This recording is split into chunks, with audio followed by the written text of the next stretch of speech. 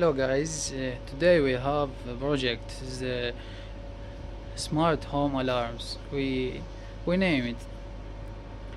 This project continue of security system and fire alarm system and gas leakage system.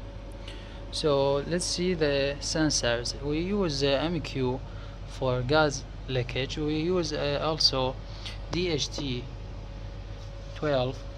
for the temperature sensor, and also for the security sensor we use PIR and LDR inside with the laser. The system of security of for alarm, gas leakage alarm and fire alarm. These systems work directly and not turn off, but the security system we can't turn off when we in the home, so we must turn off if we inside the home. Not we can use it these systems in any building, like government building or any building, civilian building. To activate the security system, we use the password with keypad. We enter a password to activate the security system, and if we want to turn off, we must also input a password to turn off.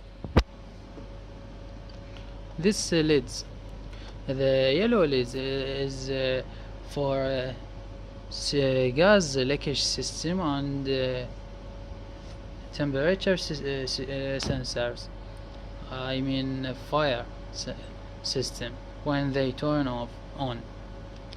If this all system is turned on, the green lid will turn on.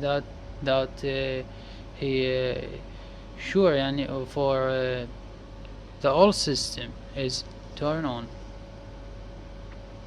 The red lid is, and also we use a buzzer here. Let's see the map for wiring. This buzz we use it. The buzz and the red lid, this used for alarms.